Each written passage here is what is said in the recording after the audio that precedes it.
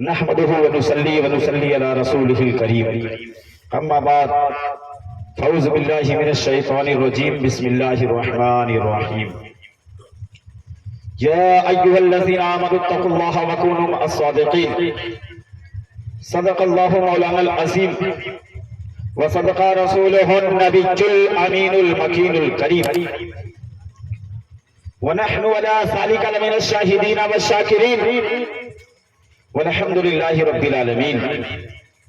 بعد توحید کے متوالو، شمع رسالت کے پروانوں، غوث اعظم کے دیوانوں، خواجہ کے چاہنے والوں، آئیے سب سے پہلے ہم اور آپ مل کر آقا نامدار، مدینے کے تاجدار، دونوں عالم کے مالک و مختار، سنہری جالی میں آرام فرمانے والے آقا، ہم بے سہاروں کے آقا، اندھیری قبر میں کام آنے والے آقا کی بارگاہ میں جی لگا کر محبت کے ساتھ گنبد خضرا کو نگاہوں میں بسا کر درود پاک پڑھیں۔ اللہم صلی علی سیدنا شفیعنا نبینا مولانا محمد معدن الجود والکرم وعلی آلہ وصحبہ بارک وسلم صلاۃ و سلام علیک یا رسول اللہ صلی اللہ تعالی علیہ وسلم۔ حضرات محترم، اللہ کے نبی صلی اللہ تعالی علیہ وسلم ارشاد فرماتے ہیں کہ جب بندہ ایک مرتبہ مجھ پر درود شریف پڑھتا ہے، جب اللہ تعالیٰ اس کے 10 گناہوں کو مٹا دیتا ہے اور اس کے 10 درجات کو اللہ تعالیٰ بلند فرماتا ہے۔ بے شک اتنا ہی نہیں، آپ سنیں اور آپ پوری زندگی اپنے دل و دماغ میں یہ باتیں بسا لیں۔ انشاءاللہ تعالیٰ وقت تو تھوڑا ہے، لیکن انشاءاللہ ایسی باتیں بتا کر جاؤں گا نا، اگر آپ اس پر عمل کریں گے نا تو اگر زندگی میں اتار لیں گے تو جب تک زندہ رہیں گے انشاءاللہ تعالیٰ مچلتے رہیں گے۔ اگر بتا کر جاؤں گا اس پر عمل کر لیں گے، قبر میں بھی چلے جائیں گے تو انشاءاللہ مچلتے رہیں گے انشاءاللہ۔ کل میدان محشر میں اٹھیں گے انشاءاللہ، وہاں بھی مچلتے رہیں گے۔ کیوں؟ بس اپنے دماغ میں بیٹھا لیجئے، سنیے غور سے۔ اللہ کے نبی صلی اللہ تعالی علیہ وسلم ارشاد فرماتے ہیں، جب کوئی بندہ مومن میرا کلمہ پڑھنے والا ایک مرتبہ درود شریف پڑھتا ہے، تب اللہ تعالیٰ ایک فرشتے کو پیدا فرماتا ہے۔ کہیے زور سے سبحان اللہ، اور زور سے بولے سبحان اللہ۔ اللہ کے نبی فرماتے ہیں جب کوئی بندہ ایک مرتبہ درود پڑھتا ہے تو اللہ تعالیٰ ایک فرشتے کو پیدا فرماتا ہے۔ وہ فرشتہ جس کے بارے میں کتابوں میں ذکر ہے، اس کی لمبائی چوڑائی کا عالم یہ ہے کہ اس کا ایک پر مشرق میں تو دوسرا مغرب میں، اس کی چوٹ عرش اعظم پر اور اس کا پیر 7ویں زمین کے نیچے، اتنا لمبا چوڑا فرشتہ۔ جب کوئی بندہ ایک مرتبہ درود پڑھتا ہے اپنے رسول پر، اپنے حبیب پر، اپنے پیغمبر پر، اپنے نبی پر، تب اللہ تعالیٰ اس فرشتے کو پیدا فرماتا ہے۔ اور اس فرشتے کی ڈیوٹی کیا ہے، وہ فرشتے کرتے کیا ہے؟ پیغمبر اعظم فرماتے ہیں کہ جب بندہ ایک مرتبہ درود پڑھتا ہے تو اللہ تعالیٰ اس فرشتے کو پیدا فرماتا ہے، پھر حکم ربی ہوتا ہے، یعنی رب کا حکم ہوتا ہے، اے میرے فرشتے تو دریائے نور میں گوتا لگا۔ وہ فرشتہ دریائے نور میں گوتا لگاتا ہے، پھر حکم ربی ہوتا ہے، اے میرے فرشتے اپنے پروں کو چھاڑ دے۔ کتابوں میں ذکر ہے کہ اللہ کے نبی فرماتے ہیں جتنے قطرے گرتے ہیں اللہ تعالیٰ اتنے فرشتے پیدا فرماتا ہے۔ جتنے قطرے گرتے ہیں اللہ تعالیٰ اتنے فرشتے پیدا فرماتا ہے۔ اور وہ فرشتے کرتے کیا ہیں، ان کی ڈیوٹی کیا ہے؟ وہ قیامت تک رسول اللہ کی بارگاہ میں درود و سلام پڑھتے رہیں گے، اور اس کا ثواب جو ایک مرتبہ پڑھا ہے اس کے نامہ اعمال میں لکھا جاتا رہے گا۔ اس لیے میرے بھائی یاد رکھیں، ہمیشہ درود پڑھتے رہیں، درود پاک پڑھ لیں۔ اللہم صلی علی سیدنا شفیعنا نبینا مولانا محمد معدن الجود والکرم وعلی آلہ وصحبہ بارک وسلم صلاۃ و سلام علیک یا رسول اللہ صلی اللہ تعالی علیہ وسلم۔ نعت پاک کے 2 شعر سنیے، اس لیے کہ اس سے پہلے صوفی صاحب کی تقریر ہوئی، انہوں نے امام حسین کا ذکر کیا، اور ذکر یہ سوچا تو بہت کچھ تھا لیکن وقت مجھے 10 منٹ کا ملا۔ انشاءاللہ تعالیٰ 10 منٹ میں بہت اچھی باتیں بتانے کی کوشش کروں گا۔ سنیں شعر سنیں، اور اچھا لگے گا تو سبحان اللہ کہیے گا۔ مولانا ذاکر صاحب، اس بزم مصطفیٰ میں انوار چھا رہے ہیں، انوار چھا رہے ہیں، انوار انوار چھا رہے ہیں، اور اس بزم مصطفیٰ میں، بزم کہتے ہیں اسی محفل کو، کہیے سبحان اللہ، اس بزم مصطفیٰ میں، اس بزم مصطفیٰ میں انوار چھا رہے ہیں، انوار چھا رہے ہیں، اور اس بزم مصطفیٰ میں،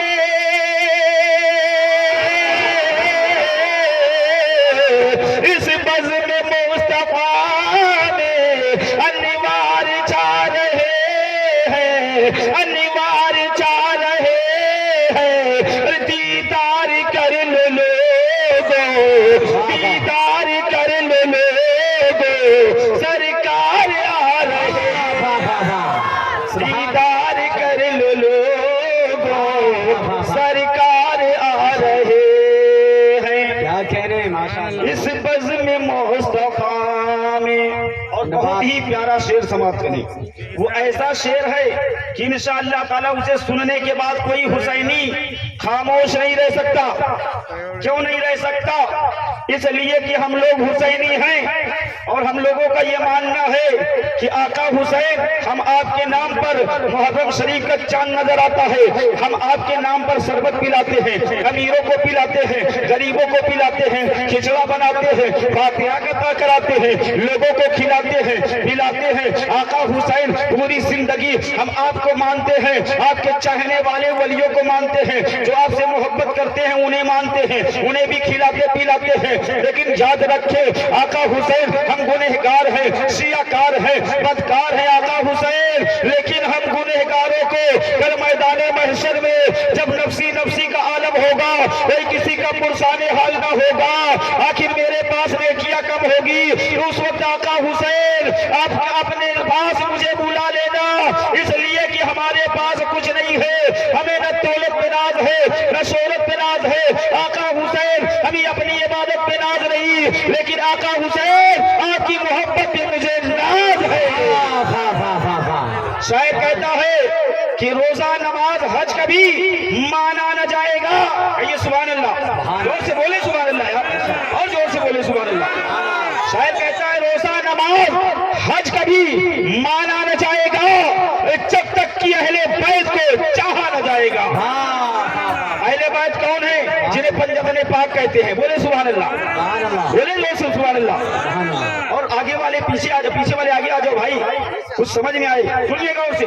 پنجتن پاک جنہیں کہتے ہیں کون ہیں؟ میرے آقا ہیں، سیدہ فاطمہ ہیں، مولا علی ہیں، امام حسن و حسین ہیں، جنہیں پنجتن پاک کہتے ہیں۔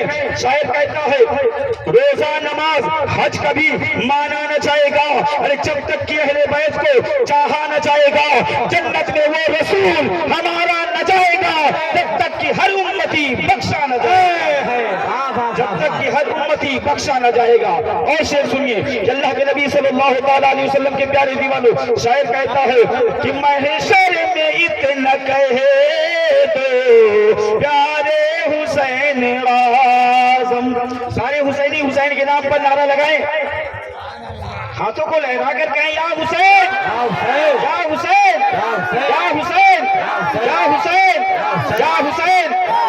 شعر سنیں کہ محشر میں اتنا کہے تو پیارے حسین اعظم، محشر میں اتنا کہے تو، محشر میں اتنا کہے تو پیارے حسین اعظم، جنت میں آؤ لوگو، جنت میں آؤ لوگو، نانا بلا رہے ہیں، جنت میں آؤ لوگو، نانا بلا رہے ہیں۔ یہ سبحان اللہ۔ آقا حسین وہ ہے قسم خدا کی، بہت بڑا مقام ہے، مفتی صاحب قبلہ بھی تشریف لا رہے ہیں۔ ان کا بھی خطاب ہوگا، لیکن آپ سنیں قسم خدا کی، آپ ہیں تو تھوڑے لیکن بہت زندہ جاگتا مجمع ہے الحمدللہ۔ یہ شان ہے اللہ والوں کی، اور کیوں نہ ہو، اس لیے کہ اللہ والوں کا عرس ہے، کہیے سبحان اللہ، اور ولی کا عرس ہے، ہم ولی کی بارگاہ میں حاضر ہیں اور اپنے حاضری کا ثبوت دے رہے ہیں، اور کیوں نہ دیں، اس لیے ہمیں ناز ہے تو اپنی عبادت پر نہیں اللہ والوں پر ناز ہے، کہیے سبحان اللہ۔ مفتی صاحب قبلہ تشریف لا رہے ہیں جو قاضی شہر پرتاپ کا ہے۔ نعرہ تکبیر، نعرہ تکبیر، نعرہ رسالت۔ جو سامنے آپ دیکھ رہے ہیں نا، حضرت کے چہرے کی زیارت کریں، اور قسم خدا کی آپ لوگ بہت خوش نصیب ہیں، سبحان اللہ۔ اپنے مقدر پہ ناز کریں، کیوں ناز کریں؟ اس لیے کہ آپ کے سامنے جو ذات یہ جلوہ گر ہے نا، کوئی عام نہیں ہے۔ عالم تو بہت ہوتے ہیں، لیکن الحمدللہ ثم الحمدللہ حضرت کی ذات مبارکہ وہ ہے جو عالم بھی ہیں، حافظ بھی ہیں، قاری بھی ہیں، مفتی بھی ہیں۔ نعرہ تکبیر، سارے لوگ ہاتھوں کو اٹھا کر بولے نعرہ تکبیر، نعرہ رسالت، نعرہ رسالت۔ علماء اہل سنت حضرت علامہ مولانا مفتی فہیم اختر رضوی صاحب قبلہ قاضی شہر پرتاپ گڑھ، حضرت علامہ مولانا مفتی فہیم اختر رضوی صاحب قبلہ قاضی شہر پرتاپ گڑھ، حضرت مولانا مہتاب رضا نوری صاحب قبلہ خلیفہ تاج ملت مولانا مہتاب رضا نوری صاحب قبلہ پرتاپ گڑھ، نعرہ تکبیر، نعرہ رسالت۔ حضرت علامہ مولانا مفتی فہیم اختر فاروقی رضوی قاضی شہر پرتاپ گڑھ جو آپ کے سامنے ہیں، آپ ان کے چہرے کی زیارت کریں، اور تھوڑی دیر بس 5 سے 10 منٹ کے اندر میری تقریر ہو جائے گی انشاءاللہ۔ بس شعر سنیں، وہ شعر کیا ہے؟